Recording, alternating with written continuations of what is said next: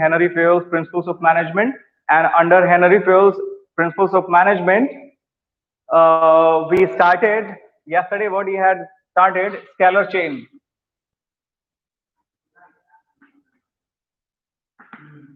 Scalar chain. What is a scalar chain?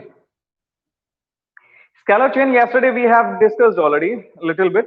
Scalar chain means a form of communication which organization used to follow. Okay, like we had prepared yesterday one structure, triangle shape structure. Yesterday we had prepared here A. These are the subordinates B, C, D, E, F, G, H, I. So A is the manager, D, C, B, E, F, G, H, I. These are the subordinates. These subordinates are, they have to work according to the instruction provided by A. This is organizational chart. Okay. Now, scalar chain, Henry Fayol focused on scalar chain because there must be one proper communication channel if employees are working in an organization. So proper channel of communication is what? Proper channel of communication is that communication must flow like B. If B want to, suppose, let's take one example. B want to communicate to I. B want to communicate with I. So B should not directly intervene, or B should not directly contact I. If B will direct contact I, there will be lot of problems. There will be lot of communication I will get, or anyone can contact anyone anytime. So there will be mix up of all the communication. ठीक है? आपको corporate में, आपको business में जो भी करना होता है, अपने सुपरवाइजर, अपने मैनेजर को लूप में रख के फिर उसके बाद से अपना परफॉर्मेंस देना होता है. सो हेनरी फेयल ने बोला कि नहीं, कम्युनिकेशन का एक प्रॉपर चैनल देते हैं. एक प्रॉपर चैनल जब तक नहीं होगा तब तक कम्युनिकेशन प्रॉपर तरीके से फ्लो नहीं होगा. उस प्रॉपर चैनल में कैसे एक सिस्टम लाया जाए और कम्युनिकेशन को फ्लो किया जाए, तो उन्होंने बोला कि if B want to contact I, so B should contact C, फिर सी डी से, फिर ऐसे एक प्रॉपर चैनल फॉलो करते हुए फिर आई तक आना है. ये किसने दिया? हेनरी फेयल ने ये बोला. Why this should be followed? Because communication B से आई को पहुंचानी है. अगर बी से कम्युनिकेशन आई को नहीं पहुंचेगा तो फिर कम्युनिकेशन गैप हो जाएगा. ओके, अब इसके प्रोज एंड कॉन्स भी हैं. ये बहुत बड़ा है चैनल, ठीक है, बहुत बड़ा है. हम डिमेरिट्स की तरफ बाद में जाएंगे, but the first thing is that if there is a proper channel, तो सबको पता चलेगा बी का इमीडिएट सुपरवाइजर कौन है. बी का इमीडिएट सुपरवाइजर सी है एंड आई का इमीडिएट सुपरवाइजर एच है. अगर ये लोग सुपरवाइजर हैं और इनके अंडर में जो सबऑर्डिनेट है ये क्या कर रहे हैं इनको पता ही नहीं है, तो क्या ऑब्जेक्टिव्स मीट आउट हो पाएंगे? So answer is no. Here they have to communicate, they have to they have to provide proper idea what they are doing and what they are completing. As per the communication channel. Communication इनको flow करना है ऐसे, B to C, C to D, फिर A, फिर E, F, G, H, I, ऐसे. I hope it is clear. It is there is no challenge if we are considering this scalar chain. बहुत ही important topic है आपके board examination के लिए. Scalar chain one of the important and one of the important topic for your case study as well as for your examination. Theoretically भी पूछा जाता है, केस स्टडीज भी पूछी जाती हैं. सो स्केलर चेन यही होता है. स्केलर चेन मींस एक proper chain of communication which should be followed while communicating each other. One employee, if one employee is communicating another employee, So there should be one chain should be followed that we used to call scalar chain, and that scalar chain is like this. You will prepare, अगर examination में आता है तो आप एक ऐसे triangle shape में बनाओगे और ऐसे डिफाइन करोगे. सो एग्जामिनर को लगेगा कि हाँ आपने कुछ समझा है इसके बारे में, स्केलर चेन के बारे में, ठीक है ना. अब ऐसे okay, is there any question related to scalar chain? क्या समझ में आया स्केलर चेन क्या होता है? If you have any question you can ask. Okay, मैं आपका कमेंट देख सकता हूँ. तो ये हमने प्रॉपर चैनल हमने लिख दिया और स्केलर चेन हो गया. यानी कम्युनिकेशन हमेशा एक प्रॉपर चैनल में ही होना चाहिए, ठीक है. अगर कम्युनिकेशन प्रॉपर चैनल में नहीं होगी तो हम उस पर भरोसा नहीं कर सकते, हम उस पर बिलीव नहीं करेंगे, या फिर बिलीव भी करेंगे तो र्यूमर की तरह होगा. फॉर एग्जाम्पल, एक एग्जाम्पल लेते हैं. अचानक से एक खबर आती है कि आज से 500 रुपीज के नोट बंद होने वाले हैं. चलिए ठीक है, कम्युनिकेशन आई. कैसे आई? कोई प्रॉपर चैनल नहीं था. There was no proper notification from government side, ठीक है ना. एक किसी ने आपको बोला कि भाई आज आज जल्दी से 500 के नोट अपने बंद कर देना, वो चेंज कर देना या फिर जमा कर देना बैंक में, 500 के नोट बंद होने वाले. अब आपके पास वो इंफॉर्मेशन आई तो क्या वो प्रॉपर चैनल से आई? Yes sir, once more please. Himanshu Jaiswal. I am just explaining Himanshu, scalar chain ही मैं अभी एक्सप्लेन कर रहा हूं. तो प्रॉपर चैनल से हमारे पास वो इंफॉर्मेशन नहीं आई कि 500 रुपए का नोट बंद होने वाला है, ठीक. अब प्रॉपर चैनल होगा क्या? प्रॉपर चैनल ये होगा कि कोई जो अथॉरिटी है वो हमारे सामने प्रिंट मीडिया, इलेक्ट्रॉनिक मीडिया या फिर किसी भी मीडियम से, सोशल मीडिया, किसी भी मीडियम से हमारे सामने आता है और वहां पे अनाउंस करता है, वहां पे बताता है, नोटिस देता है कि now today onward 500 rupees note और 2000 rupees note will not work. Okay, that is going to be withdrawn from the market, ठीक है. तो फिर वो आपका प्रॉपर चैनल कम्युनिकेशन होगा, ठीक है ना. अब आज के टाइम में अगर आपके सामने रूमर्स आता है नमक के दाम बढ़ने वाले हैं, नमक बहुत शॉर्टेज हो गई है, तो आप रूमर्स पे भरोसा करोगे और अननेसेसरली पैनिक होना शुरू हो जाओगे. लेकिन वो प्रॉपर कम्युनिकेशन नहीं है. तो रूमर्स पे, rumour is not no, rumour we can say rumour is one informal communication way. Informal way से कभी भी जो ऑर्गेनाइजेशन होता है वो नहीं चलता है. Some time it will work but not always. It is not going to work always. Okay, so informal communication नहीं चलनी है. There should be one formal communication in scalar chain. Scalar chain means क्या होता है? There should be one chain followed by all employees to communicate each other. ठीक है. जी को अगर सी से कम्युनिकेट करना है या फिर इनको इनसे कुछ काम है तो जी डायरेक्ट सी से नहीं बात करेंगे, ठीक है ना. कैसे बात करेंगे? जी एफ से बोलेगा, फिर एफ ई से, फिर ए से, फिर ए डी से, डी टू सी, ऐसे आएगा. So this is called one channel which should be followed when we are working in an organised way और in an organisation. I hope अब ये आपको समझ में आया. Sunil, good morning.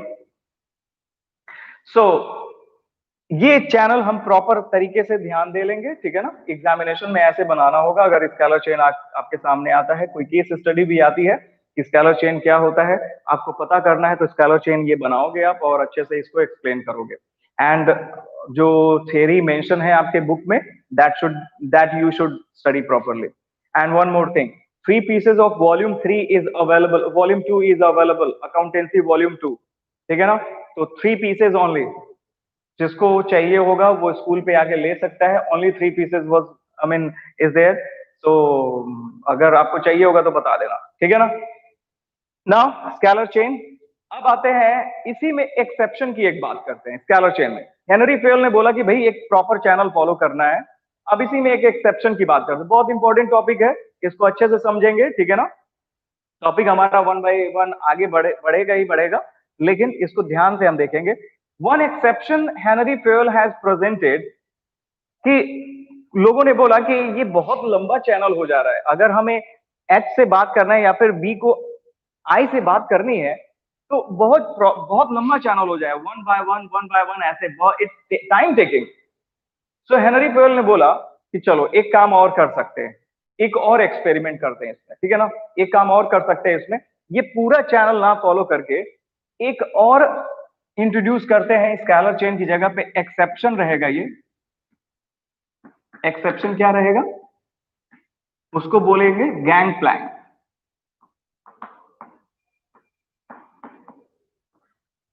Gang plank model भी हम एक्सेप्ट कर सकते हैं। And what is gang Planck?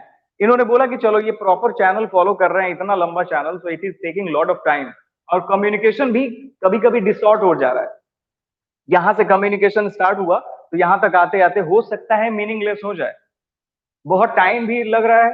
हो सकता है कि क्लोज के टाइम में, यानी क्वार्टर क्लोज या एनुअल क्लोज के टाइम में, जो ईयर क्लोज है उसके टाइम में कुछ कम्युनिकेशन स्टार्ट हुआ, लेकिन ये कम्युनिकेशन यहाँ तक आते आते लेट हो गया भाई, ठीक है ना। इनको इमीडिएट कुछ रिपोर्ट चाहिए थी, यहाँ तक आते आते बहुत लेट हो गया, इनका काम मतलब बी का काम नहीं हो पाएगा, तो बी के जो डिलिवरेबल्स होंगे वो डिलीवर नहीं हो पाएंगे। So that is the problem. Scalar chain पूरा फॉलो किया गया तो ये प्रॉब्लम फेस हुई। अब बात करते हैं कि गैंग प्लैंक क्या इन्होंने बोला। इन्होंने कहा कि चलो ठीक है, इसको थोड़ा सा और शॉर्ट करते हैं। चलो बी को आई से बात करनी है, ठीक है, बी सी से पूछ ले, बी सी से परमिशन ले ले, या फिर बी सी को बता दे कि मुझे आई से कुछ काम है, तो क्या मैं कम्युनिकेशन कर सकता हूं? सो बी और सी दोनों मिलके, बी का सुपरवाइजर कौन है? सी। तो सी और बी ने एक ईमेल लिखा, ठीक है ना। ईमेल लिखते हो तो आपके सामने ईमेल कैसे आता है, इसमें टू होता है, इसमें सीसी होता है, तो टू वाले कॉलम में किसका नाम हो जाएगा? आई। मैं कम्युनिकेशन ईमेल राइटिंग नहीं बता रहा हूं, बट यस आप कैसे लिखते हो वो मैं बता रहा हूं। आज के टाइम में कम्युनिकेशन जो जीमेल या फिर ईमेलिंग जो सिस्टम डिफाइंड है, वो हेनरी फेयल के इसी थॉट पे, स्केलर चेन पे ही डिफाइंड है, ठीक है ना, कि कम्युनिकेशन पहले कैसे होना चाहिए। तो टू में किसका नाम आएगा? जिसको हम मेल सेंड कर रहे हैं। चलो आई का नाम आ गया इसमें, आई का ईमेल आईडी आपने लिख दिया। सीसी, सीसी का फुल फॉर्म क्या होता है? ये हेनरी फेयल के थॉट पे ही, हेनरी फेयल के प्रिंसिपल पे ही ये ईमेल डिफाइन किया गया है। सो सीसी क्या है? It's carbon copy. Okay, so carbon copy किसको है? Carbon copy C. कौन भेज रहा है? B is sending email to I when B want to communicate to I, but किसको और लूप में रखा? सी को। Why C? Because B's supervisor is, who is B's supervisor? C is B's supervisor. तो सी यहाँ पे carbon copy. अब मैंने ईमेल के बारे में बताया, ईमेल आप आराम से अपने मोबाइल में ओपन करना और ईमेल में देखना, एक टू होता है, टू में मेन जिसको हमें ईमेल डिलीवर्ड करना है उसका ये एड्रेस होगा, and CC is the person to whom you want to acknowledge कि भाई मैं ये काम कर रहा हूं, ये देख लो, ठीक है ना। So carbon copy is something to whom you want to serve carbon copy of that communication, उसमें उसको हम सीसी में लिखेंगे, यानी carbon copy. Okay, BCC is not formal thing. BCC यानी blank carbon copy is not valuable. Valuable है, ठीक है, लेकिन वो अच्छी बात नहीं होती है। यानी ब्लैंक कार्बन कॉपी यानी बीसीसी किसी को दिखता नहीं है, तो वो बीसीसी हम बिजनेस में यूज नहीं करते हैं। That is not a formal. BCC use करने का मतलब आप किसी से कुछ कम्युनिकेशन छुपा रहे हो, ठीक है ना। ब्लैंक कार्बन कॉपी यानी वो एक्नॉलेजमेंट नहीं जाता है, बट यस किसी को ईमेल चला जाएगा और बाकी लोगों को नहीं पता चलेगा बीसीसी में लिखने का मतलब। वो ईमेल की बात हम अलग छोड़ेंगे, ईमेल बाद में डिस्कस किया जाएगा। अभी यहाँ पे गैंग प्लैंक की बात कर रहे थे, यानी अगर बी को आई से कांटेक्ट करना है तो बी सी को बताएगा, ठीक है, और आई को कम्युनिकेट करेगा। अब आई को अगर रिप्लाई करना है बी को, तो आई क्या करेगा? अपने सुपरवाइजर यानी एच से कांटेक्ट करेगा, यानी एच से परमिशन लेगा, एच से बोलेगा कि I have to contact to B. तो एच और आई दोनों मिलके ये कम्युनिकेशन फॉर्म कर लेंगे, और यहाँ पे बी और सी दोनों मिलके कम्युनिकेशन फॉर्म कर लेंगे। So this is gang plank. So scalar chain is what? Scalar chain means full chain हमने follow किया, and gang plank is what? Gang plank is some shortcut that was provided by Henry Fayol कि gang Planck क्या होता है, यानी एक level पे ही बात हो जाएगी, बट इमीडिएट जो सुपरवाइजर है उसको हम लूप में रखेंगे और उसको एक्नॉलेज करते हुए हम ये अपना कम्युनिकेशन पूरा करेंगे। और ये मैंने आपको एग्जांपल दिया ईमेल का। अगर आपके सामने बहुत बड़ा सा एक 4 से 5 नंबर का क्वेश्चन आता है, 4 नंबर का क्वेश्चन आता है राइटिंग के लिए गैंग प्लैंक के बारे में, तो अच्छे से आपको एक्सप्लेन करने के लिए बहुत सारा मटेरियल है। आपको ईमेल भी दिखा दिया, ईमेल भी अगर एक बॉक्स बना के और टू और सीसी दिखा दोगे, टू में सबऑर्डिनेट का मतलब जो एम्प्लॉय का नाम है जिसको ईमेल भेजना चाहते हैं, और सी में मैनेजर का नाम, तो आप सी में मैनेजर और इसमें एम्प्लॉय का नाम डाल के ऐसे दिखाओगे तो एग्जाम्पल यानी एग्जामिनर को समझ में आएगा कि yes you are doing very good. Himanshu Jaiswal sir, randomly we can decide that who is supervisor in this chain. No, we cannot decide who is the supervisor.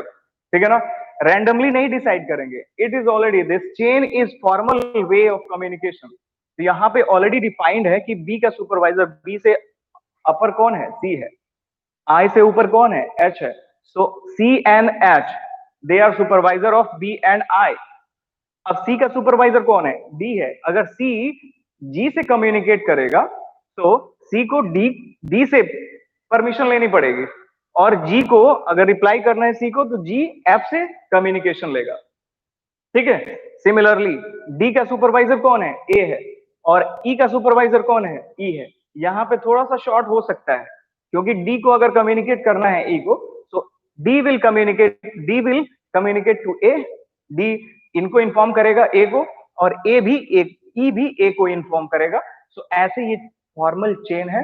एक सुपरवाइजर अपर स्टैंडर्ड पे है तो उसको कम्युनिकेट करके ही हम बिजनेस कम्युनिकेशन को flow करेंगे।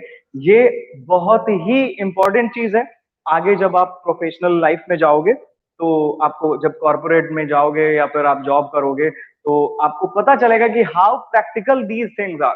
ठीक है ना, मैंने एक बार बोला कि आप अकाउंटेंसी पढ़ लिए, ठीक है, अकाउंटेंसी आप चार्टर अकाउंटेंट बन गए, बहुत बड़े अकाउंटिंग प्रोफेशनल बन गए, that is good, but this I mean management will lead you to I mean go on the top.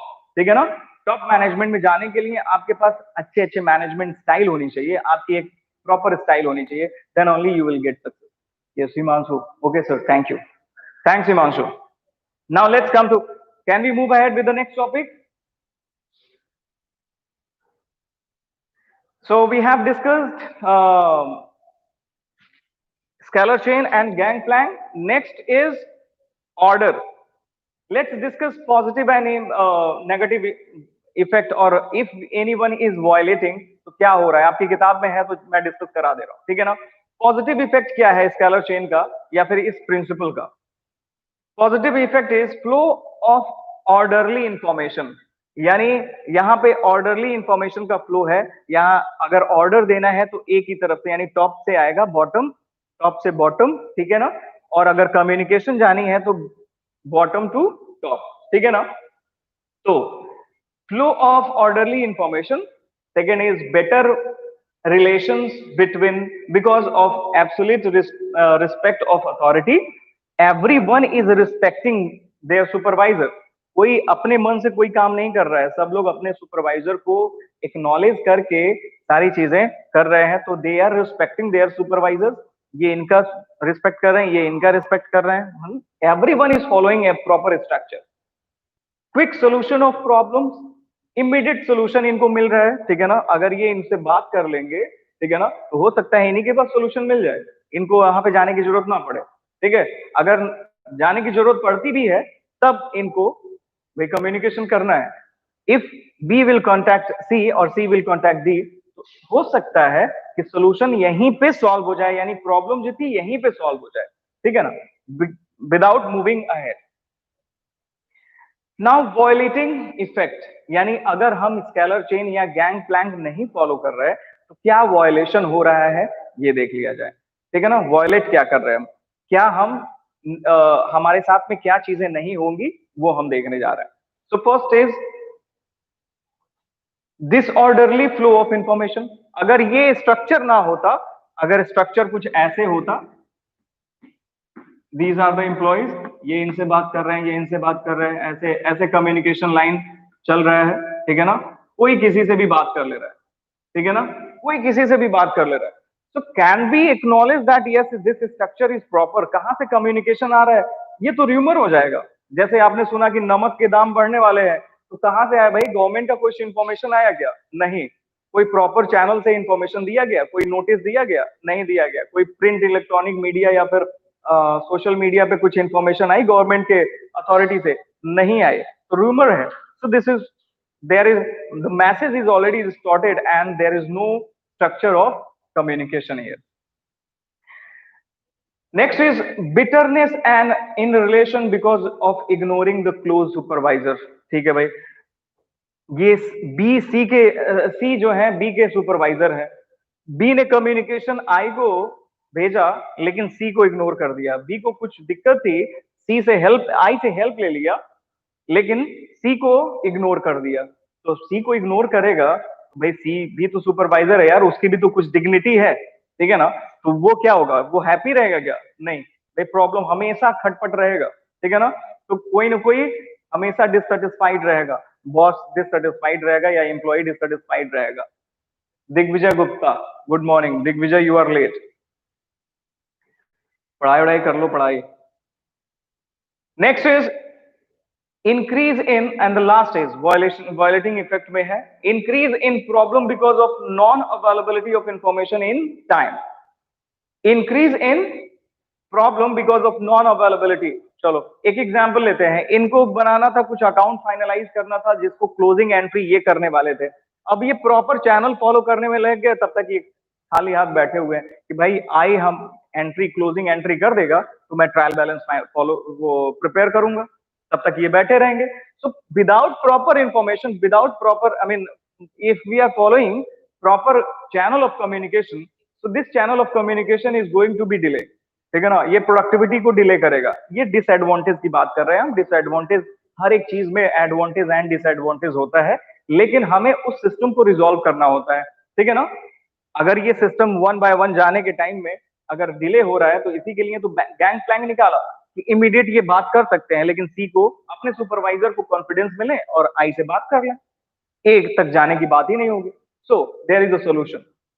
But क्या हो रहा है, इनको अगर ये स्केलर चेन फॉलो कर देंगे, तो स्केलर चेन फॉलो करते करते इनका टाइम बहुत वेस्ट होगा, और इमीडिएट इनका क्लोज का टाइम आ गया, ईयर एंड क्लोज है, ट्रायल बैलेंस फाइनलाइज करना है, बैलेंस शीट बनाने वाली और पीएल बनाने वाली टीम हमारा इंतजार कर रही है कि ट्रायल बैलेंस जल्दी से फाइनलाइज करें, और इनके पास इंफॉर्मेशन ही नहीं आ रही है। भाई क्लोजिंग एंट्री इनको पोस्ट करनी है, क्लोजिंग एंट्री ये पोस्ट कर देंगे तो ये फाइनल कर लेंगे ट्रायल बैलेंस, अब नहीं कर पा रहे हैं तो फिर क्या सस्पेंस अकाउंट करके डालना है क्या?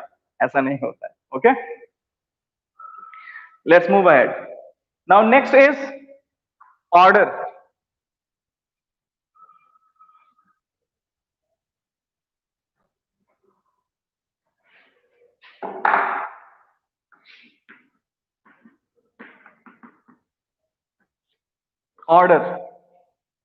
Order is what? According to the principle of order, a right person should be placed at the right job and a right thing should be placed at the right place, ठीक है। So चलो एक और structure बना लेते हैं।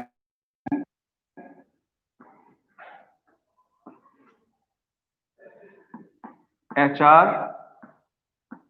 sales and marketing, finance and accounting, production,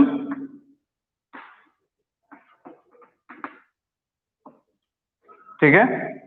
Now there will be some subordinates also. चलो सब ऐसे स्ट्रक्चर बना लेते हैं। There will be some employees working under these departments.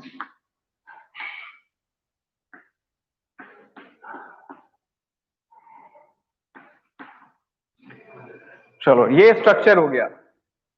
अब ये स्ट्रक्चर है, ऑर्डर की बात कर रहे हैं, यानी order means what? Right person should be at right place. Order means what?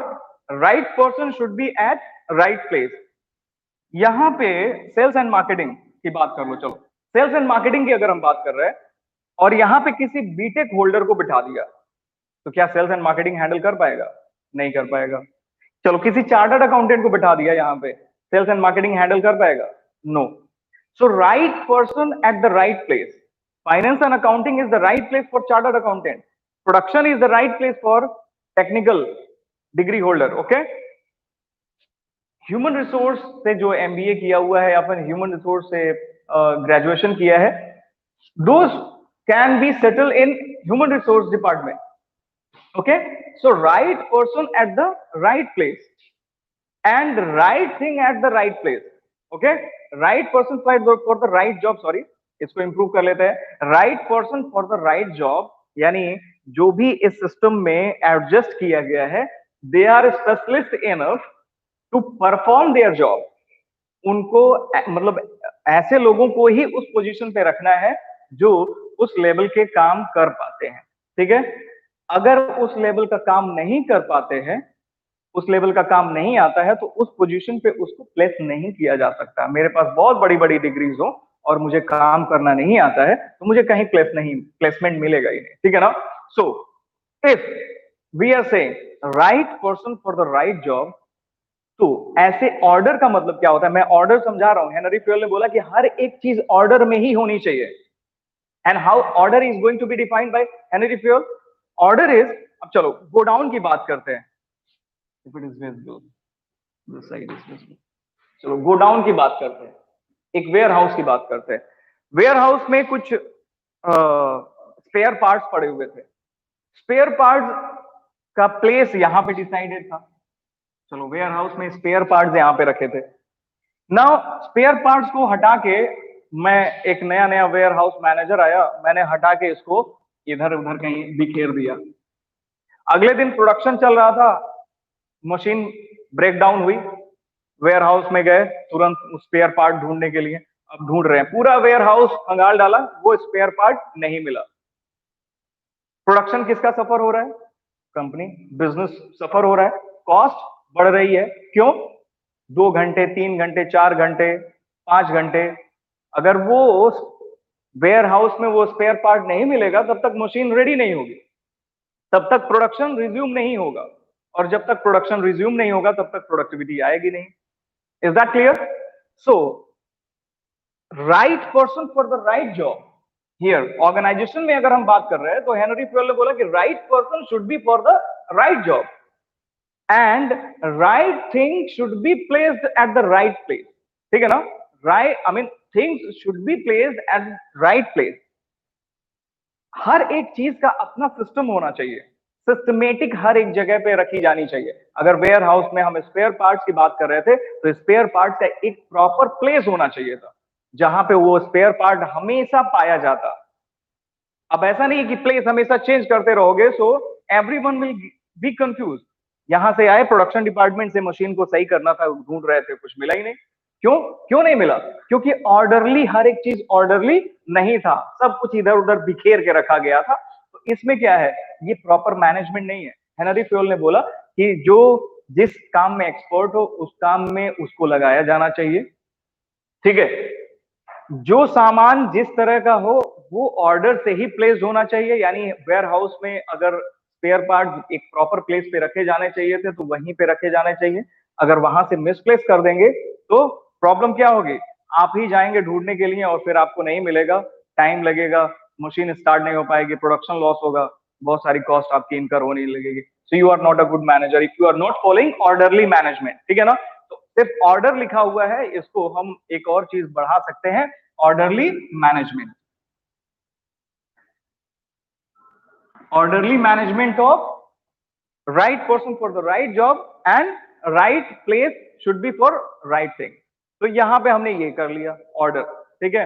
एक एग्जांपल और ले लेते हैं, सुपरमार्केट का एग्जांपल ले लेते हैं. आपका एक बहुत बड़ा सा सुपरमार्केट है. ठीक है. पहले गारमेंट सेक्शन है, फिर ईडेबल्स है यानी ग्रोसरी सेक्शन है, फिर उसके बाद से फर्नीचर है, फिर इलेक्ट्रॉनिक्स है, ऐसे बनाया गया.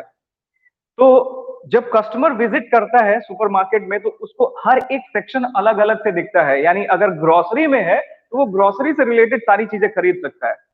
राइट. अगर ग्रोसरी को मिक्स कर दिया गया गारमेंट के साथ में, यानी बहुत सारा सामान उठा के गारमेंट में उड़ेल दिया गया, गारमेंट को उठा के उधर कहीं दो चार कपड़े उधर मिले, इधर मिले, ग्रोसरी इधर मिल रही है, फर्नीचर भी इधर उधर है, इलेक्ट्रॉनिक्स भी पता नहीं, समझ में नहीं आ रहा है। तो क्या हम उस सुपरमार्केट को, उस मार्केट को अटेंड करेंगे? नो। कोई कस्टमर वहां पे आके कुछ भी अपना डिसीजन मेकिंग कर सकता है कि हमें ये चीज लेना है, ये खरीद के लेके जाना चाहिए, या फिर एक इलेक्ट्रॉनिक आइटम लेके जाना चाहिए? No one can decide. Why? कहेंगे यार ये कैसा प्लेस है, कैसी जगह पे आ गए, यहाँ पे कुछ मैनेजमेंट तो पता ही नहीं चल रहा है, nothing is orderly managed here, so let's go out. Customer ऐसे चला जाएगा। रिस्पॉन्सिबिलिटी किसकी होगी? जो शोरूम मैनेजर होगा या फिर जो रिटेल मैनेजर होगा, उसके सर पे बोला जाएगा कि भाई you are not a good manager. Why? Because you are not following Henry Fayol's orderly management principle. सो हेनरी फेयल ने बोला कि भाई सब चीजें प्रॉपर तरीके से मैनेज होना चाहिए, ऑर्डरली होना चाहिए, then only you can have productivity. अगर आप ऑर्डरली मैनेज नहीं कर रहे हो, so you are losing your productivity and your cost is going to increase. I hope it is also clear. समझ में आया तो बताइए जल्दी से, कमेंट कर दीजिए, और इसके बाद से हम फिनिश कर देंगे because someone else is waiting for next class.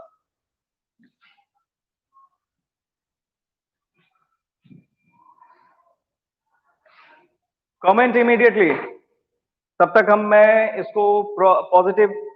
Yes sir, yes sir, क्या yes sir, it is clear, good. चलो आगे बढ़ते हैं, इसी का प्रॉज एंड कॉन्स मैं वो कर देता हूँ, ठीक है ना। ये बहुत इंपॉर्टेंट टॉपिक है, ऑर्डर पे बहुत सारे केस स्टडीज बनते हैं, you will see lot of case studies. उसमें दिया रहेगा कि एक शोरूम था या फिर एक बिजनेस था जिसमें कोई चीज प्रॉपर तरीके से नहीं थी और ऐसे वैसे सब कुछ इधर उधर रखा हुआ था। क्या वॉयलेट हो रहा है यहाँ पे, किस रूल को फॉलो नहीं किया जा रहा है बिजनेस में। तो अगर आपने पढ़ा है कि हाँ प्रिंसिपल्स ऑफ ऑर्डरली मैनेजमेंट, तो आप इमीडिएटली उसको लिखोगे और आपको नंबर मिल जाएगा, ठीक है ना। हाईलाइट करके लिखना है orderly management, that is Henri Fayol's principle. Okay Digvijay, thank you, it is clear. Abhay good, Avinash Modanwal good, Abhay Singh okay. बस ये लास्ट टॉपिक हम डिस्कस करने जा रहे हैं, इसका positive in pros and cons इसका डिस्कस करने जा रहे हैं, और उसके बाद से ये सेशन ओवर हो जाएगा। पॉजिटिव इफेक्ट क्या है ऑर्डर का? Complete utilization of material and human resource. Exactly yes, अगर सारी चीजें right place for the right job, I mean right job for the right place and right order, everything is followed here, orderly management is followed, so जो आपकी productivity है वो enhance हो जाती है, बढ़ जाती है। Second is no loss of time in tracing the resources in need of time, ठीक है ना भाई। स्पेयर पार्ट ढूंढने के लिए हम वेयर हाउस में गए थे, तो इमीडिएटली वहीं पे वो स्पेयर पार्ट मिला जहां पे रखा गया था, हम उठा के लेके आए और मशीन में सेट किया, इमीडिएटली हमारा प्रोडक्शन रिज्यूम हो गया। अगर हमारा प्रोडक्शन रिज्यूम नहीं हुआ तो हमने ऑर्डरली मैनेजमेंट को फॉलो नहीं किया था, ठीक है ना, तो हमारा टाइम बचा और सारी चीजें हमने वेल रिजॉल्व कर लिया। So next is third one is better discipline, discipline बना रहेगा भाई। सारी चीजें सुपरमार्केट में हर एक चीज अपने प्लेस, मैं बहुत सारे एग्जांपल ले रहा हूँ, इन सारे एग्जाम्पल को अगर माइंड में रखोगे तो आपको लिखने में बहुत हेल्प मिलेगी, ठीक है ना। किताब में इतना सारा एग्जाम्पल नहीं मिलेगा आपको, but I am just taking lot of example, why? Because you should have in your mind, आपको अपना एग्जाम्पल बनाना आना चाहिए, और अपने एग्जाम्पल अगर आप प्रेजेंट करते हो, कोई भी चीज डिफाइन करोगे विद एग्जाम्पल, तो बिलीव मी नंबर बिल्कुल भी नहीं कम होने वाले हैं, ठीक है ना। इस साल तो बीएसटी का एग्जाम नहीं हुआ, लेकिन अगले साल तो होगा ना बीएसटी का exam, so you have to be very careful. Violating effect में आते हैं मिसयूज ऑफ रिसोर्सेज। अगर हम वॉयलेट करेंगे इसको, यानी इग्नोर करेंगे इस मैनेजमेंट प्रिंसिपल को, यानी ऑर्डरली मैनेजमेंट को, हेनरी फेयल ने जो लिखा हुआ है, तो हम क्या करेंगे? First is misusing of resource, आप रिसोर्स को मिसयूज करोगे। Okay why? भाई आपके एम्प्लॉइज हैं, उनसे काम नहीं ले रहे हो, रिसोर्स मिसयूज कर रहे हो ना। आपकी मशीन है, टाइम पे अगर नहीं सही करोगे तो you are misusing your resource, right. Next is increase in possibility of accident, possible accidents की पॉसिबिलिटी। भाई हम जा रहे थे, तो आपके घर में ही देख लो, आप जा रहे हो, जो मेन एंट्रेंस है आपके घर का, अभी वहां पे कुछ भी नहीं रखा हुआ था, ठीक। आप ऑर्डरली मैनेजमेंट नहीं फॉलो किया, आपने उठाया एक ईंट, एक ईंट अपने घर के मेन एंट्रेंस पे ही ले आके रख दिया। सुबह आप ही निकलोगे तो उससे ईंट से लड़ोगे, गिर जाओगे, ठीक है ना। अपने आप को घायल कर लोगे। क्यों ऐसा करोगे भाई? क्योंकि ऑर्डरली मैनेजमेंट आपकी आदत बनी हुई थी पहले से कि सब चीजें प्रॉपर प्लेस पे, ईंट है तो बाहर होनी चाहिए, कहीं किनारे होनी चाहिए, उसका प्लेस वहां नहीं है, मेन एंट्रेंस पे नहीं है प्लेस, तो वहां पे गए आप, खुद लड़के गिर गए, मुंह हाथ तोड़ लिए अपना। तो कैजुअलिटी हो सकती है। इन जो लेबर है, काम करते करते, मशीन के साथ में काम करते करते, अगर प्रॉपर तरीके से सारी चीजें मैनेज नहीं है, अगर बहुत हेवी आइटम था और उठा के ऊपर रख दिया गया रैक में, किसी तरह से शिफ्ट करवा दिया गया, अब गया कोई उतारने, उसके ऊपर ही गिर गया, भाई लॉस किसका जाएगा? कंपनी को कंपनसेशन देना पड़ेगा, कॉस्ट किसकी बढ़ेगी? कंपनी की कॉस्ट कॉस्ट बढ़ेगी। Okay, so increase in the possibility of accident. Third is height of disorder. Okay, अगर ये फॉलो नहीं करेंगे तो डिसऑर्डर ही डिसऑर्डर है। सुपरमार्केट का एग्जांपल लिया तो हर एक चीज डिसऑर्डर है, कपड़ा कहीं और रखा हुआ है, इलेक्ट्रॉनिक्स कहीं और रखा हुआ है, कोई अपने प्रॉपर प्लेस पे है नहीं, ग्रोसरी वगैरह सब मिक्सअप है, कोई खरीदना नहीं चाहता, कोई जाना ही नहीं चाहता, लॉस किसका होगा? बिजनेस का होगा। सो आई होप आपको ये दोनों प्रिंसिपल्स समझ में आए। दोनों क्या, तीन प्रिंसिपल्स हमने समझा, scalar chain, then gang plank, and then orderly management. Say yes, and then we are going to off this session now. समझ में आया तीनों? Yes, sir. तीनों समझ में आए आपको? Yes, it is clear or not? Yes, sir. Himanshu, sir, provide some case study after class being over. Okay, Himanshu, I'm just going to find out the case study. Group में मैं send कर रहा हूँ, ठीक है? बिल्कुल बिल्कुल सही कहा, इस पे आएगा केस स्टडी, आएगी इस पे, ढेर सारी केस स्टडीज मैं आपको सेंड कर रहा हूँ। Thank you so much everyone, now your class is going to be over. मिलते हैं कल, ठीक है? बाय।